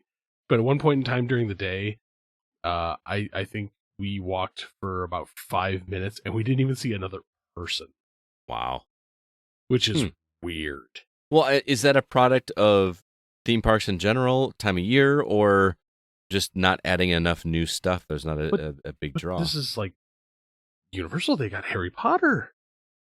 Which, by the way, I'm not the world's biggest Harry Potter fan. I like it, but Mhm. like that going there is worth it. That Yeah. feels really freaking cool. Yeah. So and that's kind of what stirred this topic idea for me. Is, can you imagine if we had that level of immersion as they do for like Harry Potter or the Nintendo Land Mm-hmm. for like any Mhm. property? Yeah. Like, dude, I would have a blast in a glass. Well, let's get into it. What's on your wish list? Like, what theme parks do you wish existed that you could visit, Alyssa? What I came up with, I think, would only appeal to adults, but BioShock, I think, would be like a really cool attraction, sort of like the Halloween Horror Nights they have at Yeah. Universal. Like having splicers jump out at you and then coming across the Big Daddies. Like a Halloween yeah. type thing? Oh, And like, it'd be really cool if they could recapture somehow, making Rapture look like it's outside. I love the idea, but I'm like, man, what a bizarre theme park. I know. I don't know how I come Down up with with it. corporate America. Oh, I yeah. didn't even think about that part. I'm Yeah. like, that would be hilariously awesome. Like, screw the man. Down with corporate America. But buy these tickets. Thank you. yeah. I love it even more now. That's what I was like. Anti-capitalism. Come give us your money. That would be like just hilariously awesome. That would be interesting. Alyssa, do you have any others? Mass Effect, I think, would be really cool. Just Okay. seeing outer space going on the Normandy. I obviously couldn't do anything if it was 4D or if it involved very fast motion. My motion wife sickness. can't either. But I think it'd just be cool. And plus, if you got to go to other planets, per se, and like do the exploration and find stuff, minerals, you could have like cool stuff hidden on these planets. All I right. think it could be cool. Nice. I think it would that like a Mass Effect one would work really, really well. Especially if they did it in the same thread as they did like Galaxy's Edge. Oh yeah, and have like just the different species there. Yeah, but not only that, like say you wanted to do a mission, because I didn't know about this when I went to Galaxy's Edge, but they have like bounty hunter stuff that you can do. Oh, that's cool. Where like you scan your like wristband and everything, and you go and like hunt something down, and then you go That's back in cool. and scan your wristband again, and it's like, oh yeah, you get so many credits, and they have like leaderboards and everything. Didn't they have like a Harry Potter thing too, where like if you buy a wand, you can like wave it at certain things like on the park, and it like will Still have my wand. like what a cool thing that would be for as a kid to just have your magic wand and to go do it, and then it feels like you just use. Oh man, that'd be cool. Yeah. And see that like that's what I want to see. Is I want to see like them take that level of immersion and really push something like rated, like it would be super disturbing for certain video games. Yeah. Oh yeah. You But got I think Dante's Inferno theme. Ugh, You get 7 different circles of hell for like Catherine. Oh my god. Climb up the blocks. But see, at the same time though, like the idea behind Catherine, like themes aside, like Yeah. oh yeah, like have an interactive like climbing area And then being chased by sheep. or giant mutant babies. Yes. Daddy. Oh, it still gives me Yeah, it's just- shivers. Yeah, immediately the Ugh. creep. Ugh.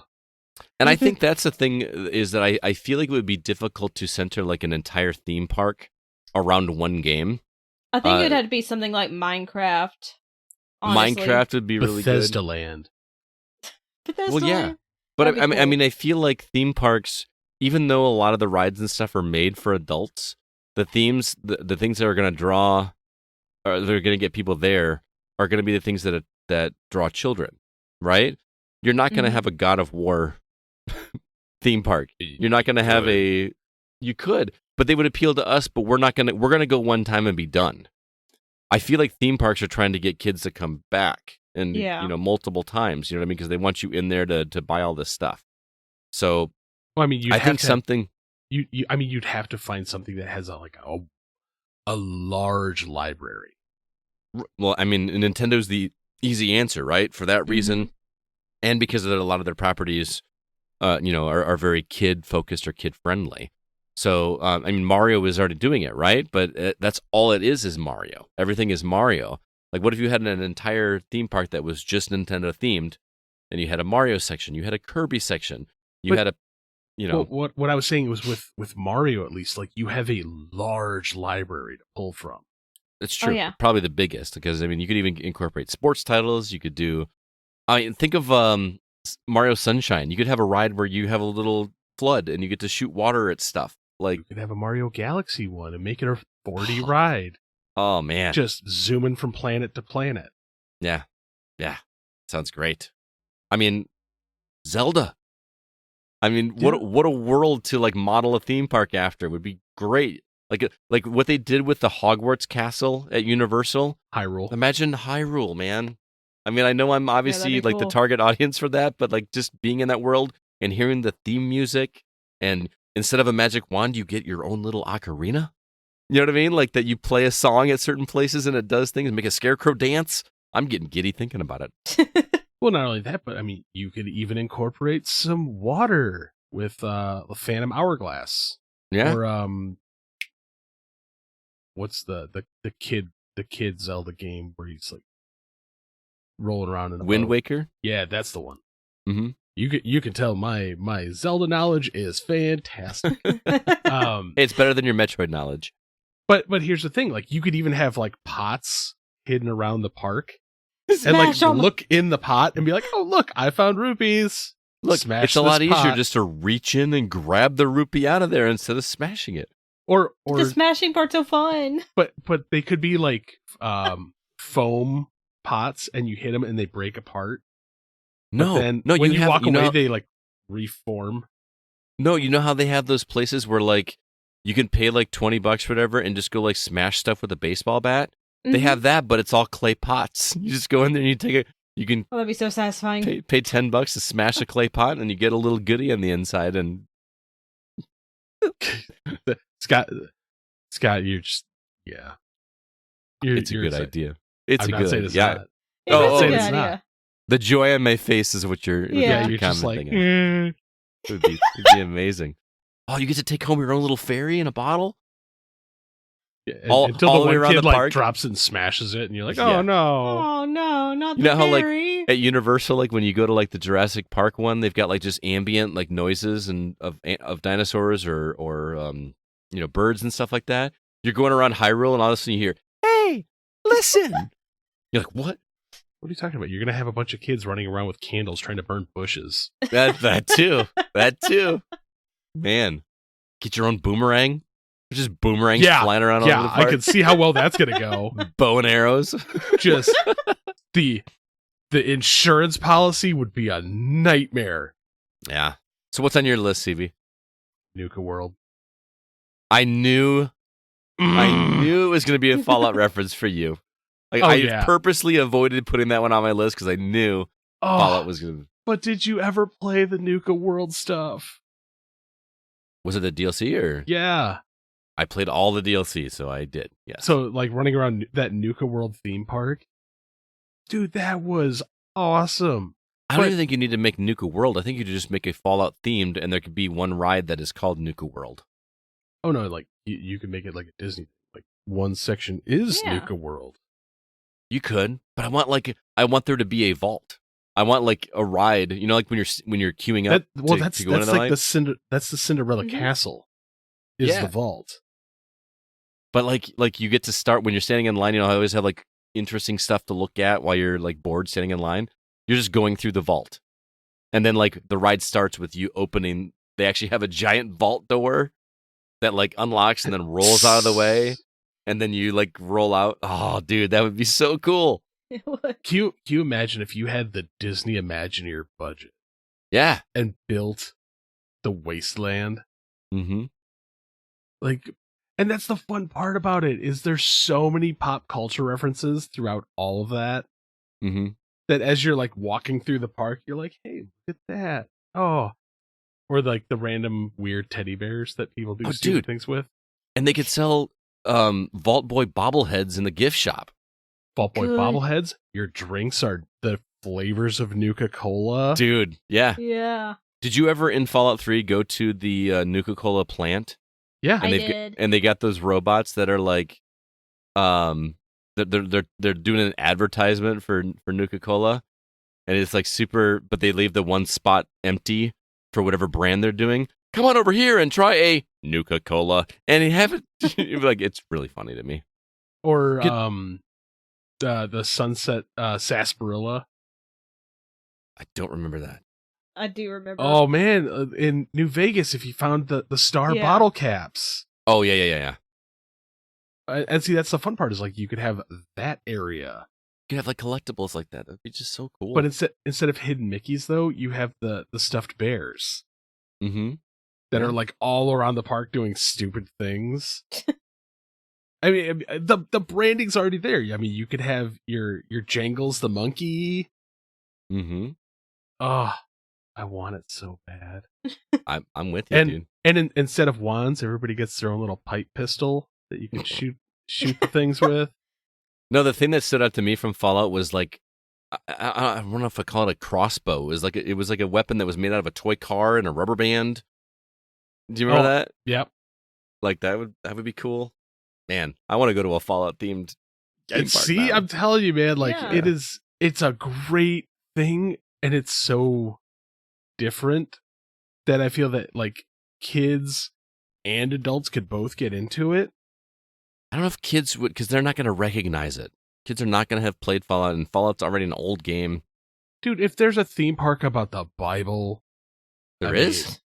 Yeah, you didn't know? No. There's my imagination is going wild right now.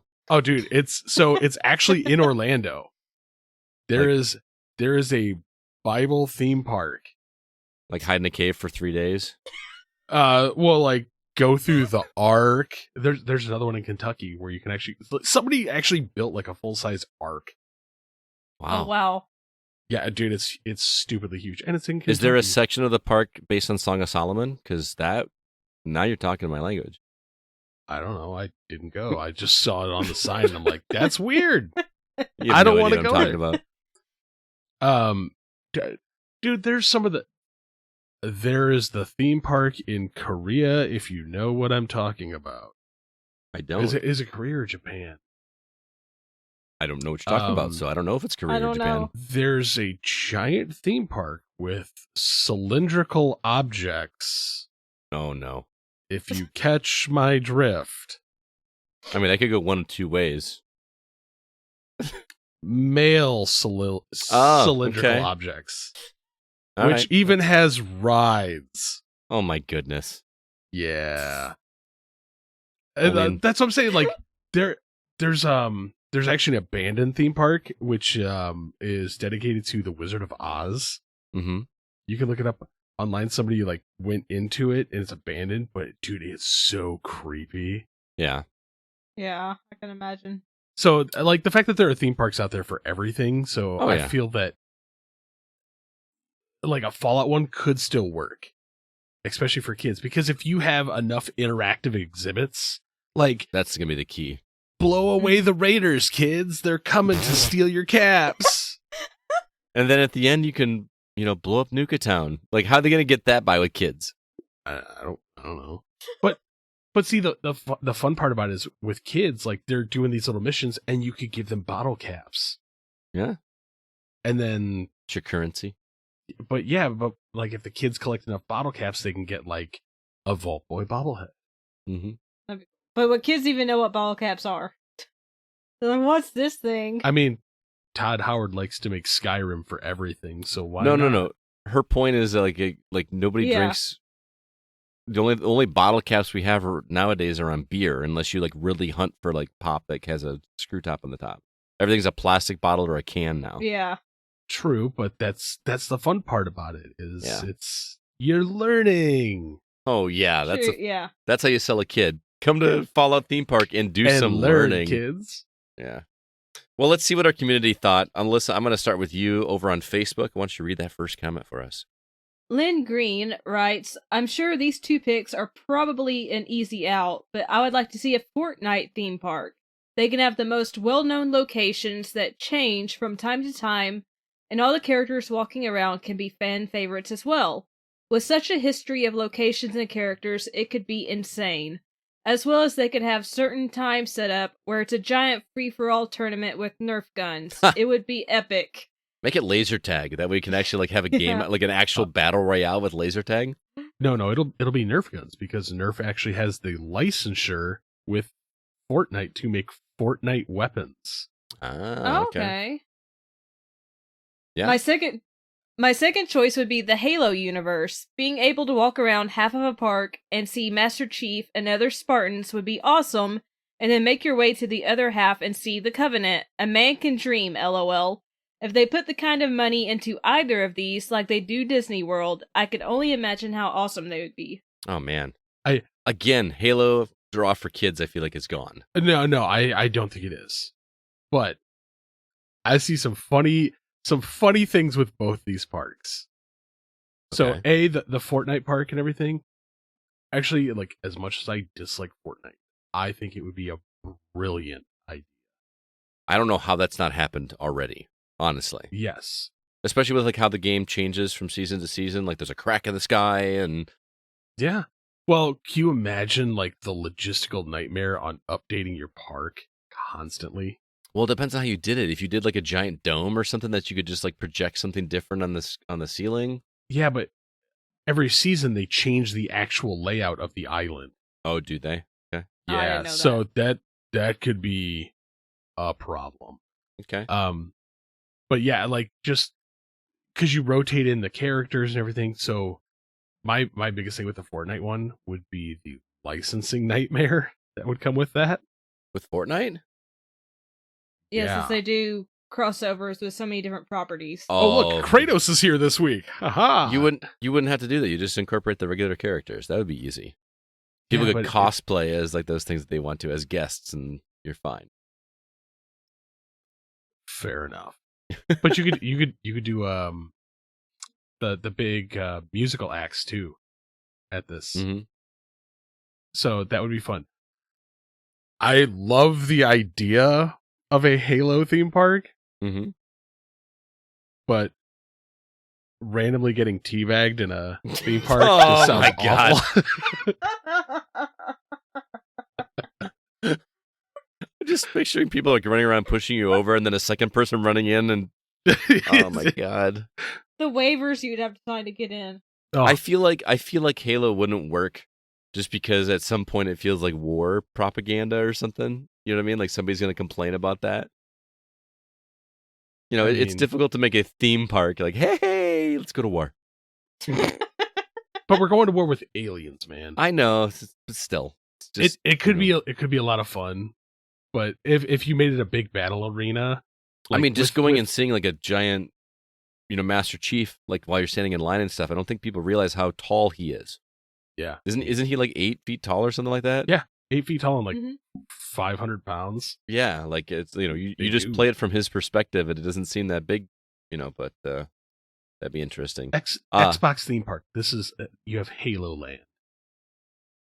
Yeah, you see, if you did it as like a ride, like you did an Xbox theme park, like you said, and then had a Halo ride, and then you had a Gears of War ride, and then you had one of those like riding shooters. Oh yeah, oh, dude, be good. I wonder if you've ever had like an R-rated theme park ride. Has there ever like Probably outside of that's Japan and used. Korea? But I mean, you know what I mean? Like one that actually has gore and actually has swearing and stuff like that. Like it's an adults only thing where like you get to the Jaws ride. That wasn't really that was pretty tame. But when it first came out, like there were people like, "Oh my god!" Because they had the guy in the boat originally, which they removed from the ride because kids actually thought he was getting hurt. Yeah.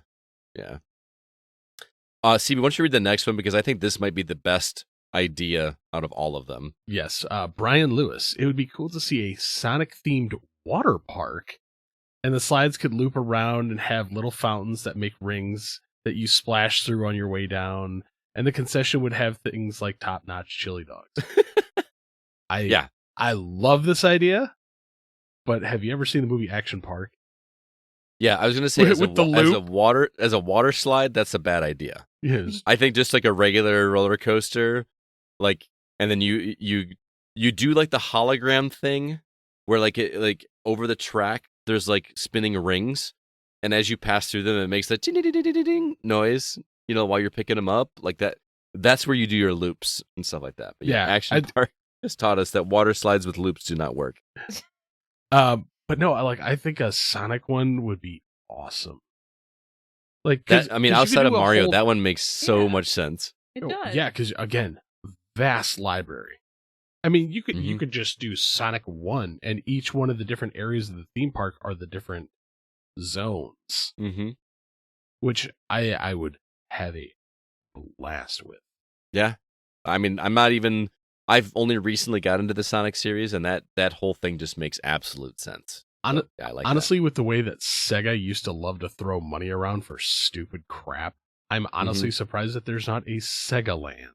Well, now that Nintendo's done it, just hold your beer. But again, Sega is defunct. Sure. Yeah, somebody will.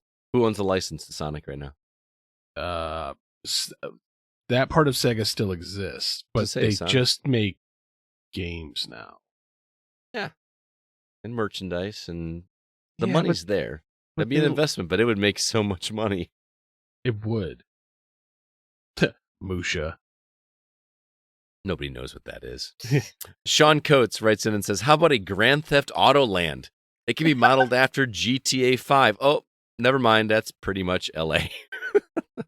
Immediately, my brain just went to the conversation about the Halo Land. Yeah. Except the fact that ladies of the night standing on the corner give me that money. Yeah. Sean goes on to say, I actually can't think of a gaming-themed area, but I can pitch several types of game-themed attractions. I'm thinking a Halo ride. The vehicle itself can be a Warthog with a modified design to seat either 6 or 8 people, featured its own hydraulic system to simulate a bumpy ride, even though it's just gliding along a track on a pre-programmed path. Then, each passenger will have an assault rifle accessory that can be used to shoot at the Covenant, and each occupant can compete for a high score, which gets tallied at the end of your ride prior to disembarking. I think we're on the same page there, Sean. Basically, it's an interactive dark ride combining the vehicular mechanics of the Indiana Jones ride, combined with the shooting gallery aspect of Buzz Lightyear's Astro Blasters. I'm sold. Let's make it happen.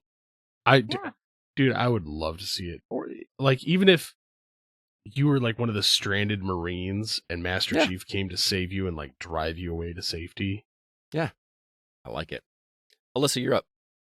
Over on Discord, Jacob Gunderson writes, everyone should know mine, LOL. I want to go to the Monster Hunter Park in Japan.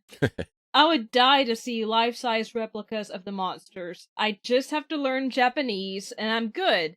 But I don't need to learn anything to suffer a massive heart attack from excitement from just walking in the doors. Apparently, I need to play Wild Hearts with Jacob as well. Yeah. To make that happen. Dude, why does Japan have all the good stuff? All of They're it. so cool. There's the life-size RX-78 Gundam. Mm-hmm. There is. Like, They even have a Studio Ghibli theme park. I It's know. just not really a theme park, but But again, why did they get all the good stuff? We get Japan. Universal. Ooh. I like Universal. I still like Uh, it. It feels a bit dated, bro. I got to see the actual DeLorean that was used in the filming. I got to see it too. Not the one that's like sitting out like in the weather and stuff like that. This one was behind glass and everything. It was it's awesome. Still there. But like that ET ride needs some updating. Oh man, that needed updating back in 1995. But the Men in Black ride needs some updating. Is the Terminator ride still there? The Terminator 2 one? No, it's gone. That, I mean, it's old, but that at the time that blew my mind. Honestly, I miss the rides that used to be there. There was the Earthquake one. Twister. Twister's still there, but Is it really? It's not the same. Those fans have kind of lost some energy. Yeah, I would imagine. But like the old King Kong ride that used to be there.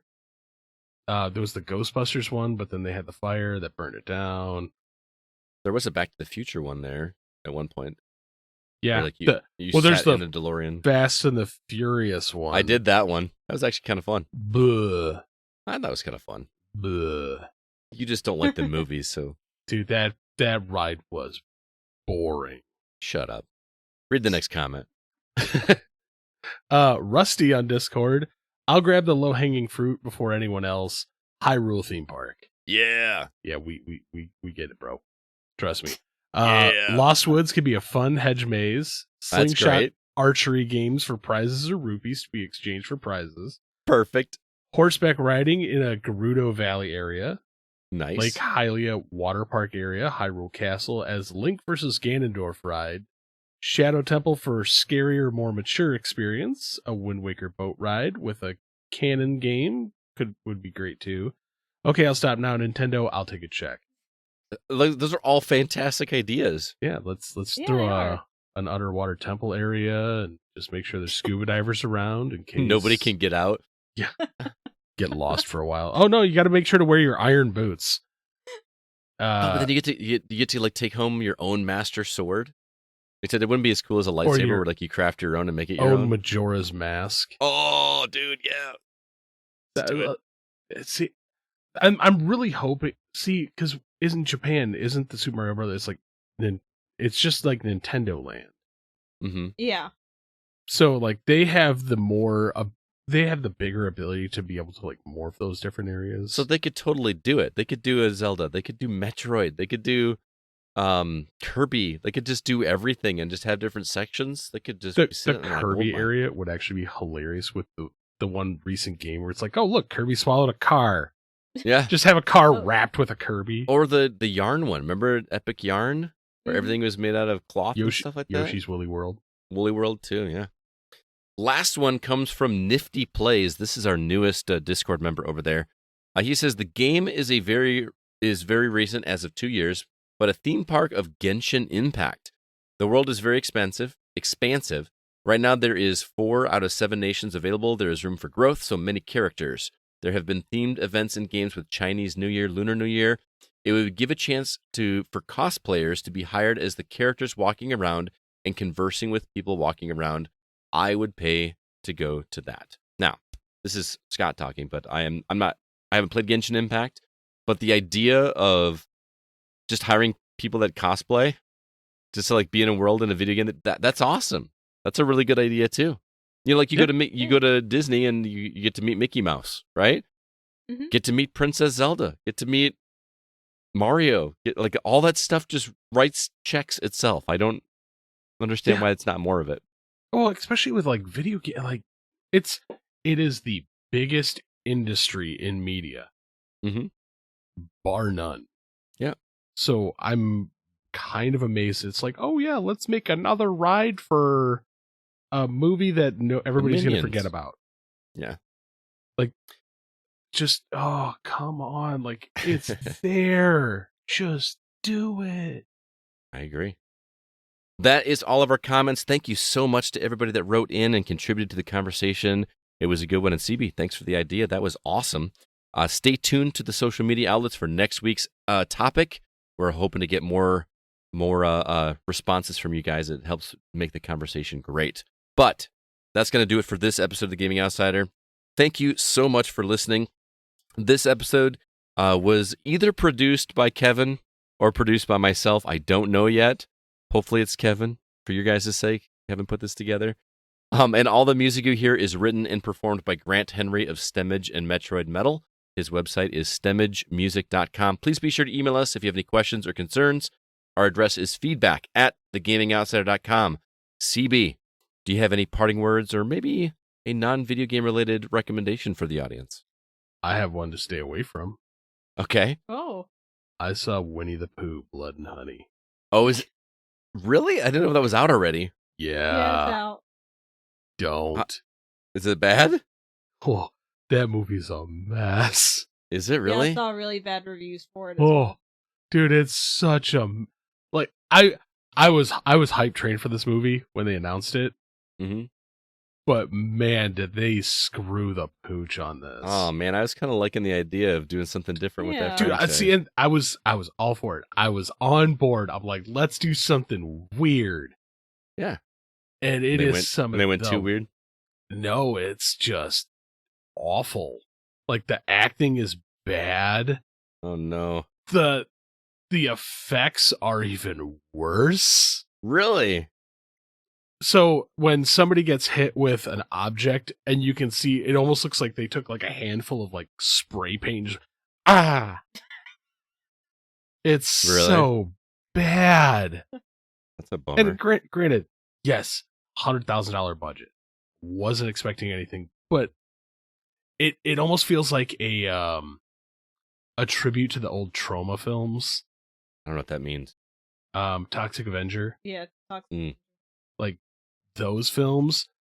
So, but there are a couple characters that are mentioned and never even shown. Grant, the beginning, like the beginning is the best part because it actually has a solid idea on why this is happening. And it just, after that initial go, it just falls so flat. That's too bad. I was kind of looking forward to seeing what they did with that. Oh well. So, Alyssa, how about you? There's a show on Apple TV Plus, which I just watched it this week. It's been out for several weeks now, but it's called Shrinking. There are I think there's 5 episodes available right now as of the time of recording. Jason Segel and It Harrison is. Ford? Yes. They are both delightful in this, and it is co-written and produced by Brett Goldstein, who plays Rory Kent on Ted Lasso. Oh. So it does feel kind of similar in that regard, where it goes from being very lighthearted to being very serious. Sold. That's all you had to tell me, Alyssa. Yeah, it's wonderful. And plus, just seeing Harrison Ford in a TV series. Yeah. The character he plays is he's very layered and deep. And I'm just very impressed by it. And they're 30-minute episodes. It's a delight so far. You just sold me. It hits you in the feels too. So absolutely watching that. I'm gonna watch it tonight. Thank you. You're welcome. I haven't watched a show on Apple TV that I have not thoroughly enjoyed yet. So definitely sold. I got a weird recommendation for you guys. And I know, CB, you're a big music guy like I am. Alyssa, I don't know how much you listen to music. I know Zach. I listen to it a lot, but I just jump between genres all the time. Okay. So one of the issues I have with music and streaming services is I never know how to share music with my friends. Like CB, you're on Spotify, right? Yep. I'm on Amazon.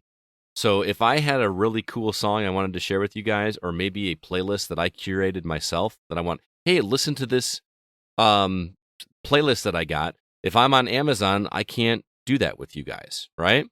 So apparently, for the past 4 years or so, there's been an app available called SongShift that you can download for free. And you can go in there and add your music services, whatever you've got, and then I can create a playlist and I can send it to one of you, and it will automatically put that into Spotify and create that exact same playlist in your Spotify. And now you have a playlist with the name of my playlist and all the songs I've got on there. Just automatically does it. It's great. So, for instance, I tested this out with Kevin. Kevin and I are going to see a concert at the end of this month. We're going to see Fit for a King. It's a band he really likes. I've never gotten into. And so he created a playlist he's on Apple Music. He created on Apple Music, sent me a link to SongShift, and then it automatically created a playlist in Amazon Music for me that has every song that he picked for me, and I can just listen to it. It's like, hallelujah, where has this been all my life? And it doesn't cost anything. Now, there is a subscription that you can pay. There's actually like either a monthly or a yearly, or you can just buy a one-time and it works forever. I have not found a reason yet to pay for it. So just be aware that there's quote-unquote microtransactions. I don't know what incentive that is for you, but I was able to do what I did at no additional cost, and it's awesome. It is so easy to use. So CB, even though you and I are on different platforms, we can share each playlist with one another now. I'm going to send you some weird stuff. Do it, man. It's like one of my favorite things about music is finding a track and sharing it with other people and getting their reactions. And now you can just do an entire playlist. And here's a list of why CB is a terrible person. Here you go. Send me playlists, please. Yeah, let's do it. We can share playlists. Again, the app is SongShift.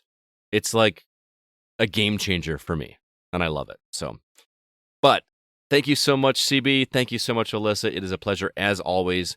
Everybody out there, thanks for listening. We do appreciate it. And until next week, I am Scott Clark with Chris Behrensmeyer and Alyssa White, and we are the Gaming Outsider. And remember, there's no such thing as a bad game, just games that aren't for you.